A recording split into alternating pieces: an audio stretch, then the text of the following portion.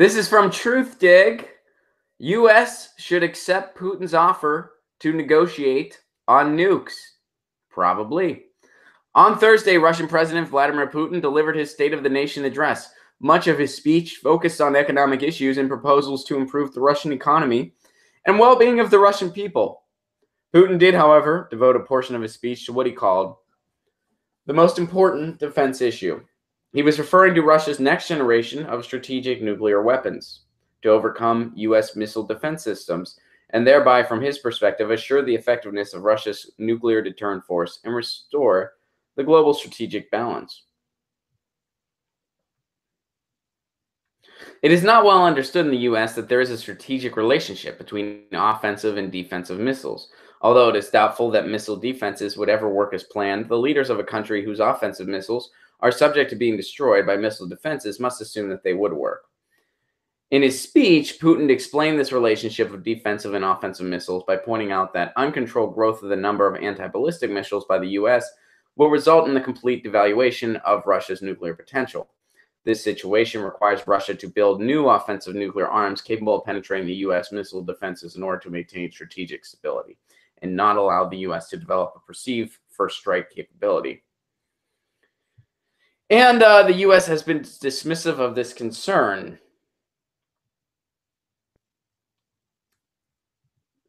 So any nuclear weapons, this is what Putin says, any nuclear weapons against Russia or its allies will be considered a nuclear attack on this country. Retaliation will be immediate. That sounds bad. That sounds like something we for sure don't want. The U.S., so he said, there is no need to create more threats to the world. Instead, let us sit down at the negotiating table and devise together a new and relevant system of international security and sustainable development for human civilization. Yeah, that's something we should totally do. Is Putin a good guy? No. Is Trump a good guy? No. They're shady oligarchs. Do they have allegiance to any country? No. But whether we like it or not, they're in charge. Would it be cool if they sat down and talked about, uses of nuclear energy and how they're going to go about cultivating that and agreed in a way that diplomacy would come first instead of potentially World War III? Yes, that's a freaking good thing. And I know some people might be confused right now because people on the quote-unquote left are attacking Trump and saying he's not being hard enough on Russia, as if World War III is the way to go, all because you can't get over the fact that Hillary Clinton is not president. I always thought the left was supposed to be anti-war. I always thought that. I'm finding out apparently that's not the case. On the establishment side of the coin, that's not the case. Drone strikes are okay with the left, and as is endless war, as is intimidating Russia. I'm not okay with any of those things. So I guess that makes me part of the anti-war left, which, by the way, should be an oxymoron. The left is anti-war, and if you're not anti-war, guess what? You're not on the left. That's why we call them Starbucks conservatives. That's why we call them cappuccino conservatives. That's why we call them neoliberals. What's up, Stella? I like your beer. Stella Artois just joined over on the Live Me.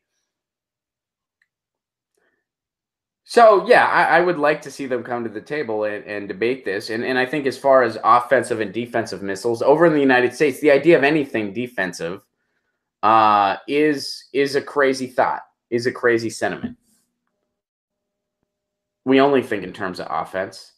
And that's why we don't have some of the things that other countries take for granted, like healthcare or free college or living wages, because we spend all of our money on bombs.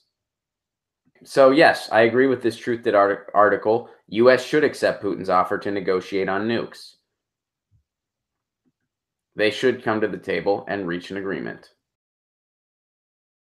Hey guys, thanks for watching. That was a clip from Get Your News On with Ron, the world's first viewer-curated streaming news show.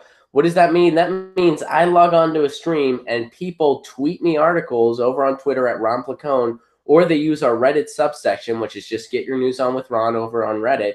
And that's how we build the show. I'm seeing all these articles for the first time. We are literally getting our news on together. Follow me on Twitter at Ron Placone so you can participate. And this show streams live every Tuesday through Friday at 10 a.m. Pacific Standard Time. So please do tune in. If you want to support this show, you can do so over on patreon.com/Ron Placone, where for as low as $1 a month, you get access to exclusive podcasts every week, exclusive videos, free tickets to shows when I'm performing in your town, and more for as low as $1 a month. Please do consider it. Thank you so much for your support. This has been Get Your News On with Ron.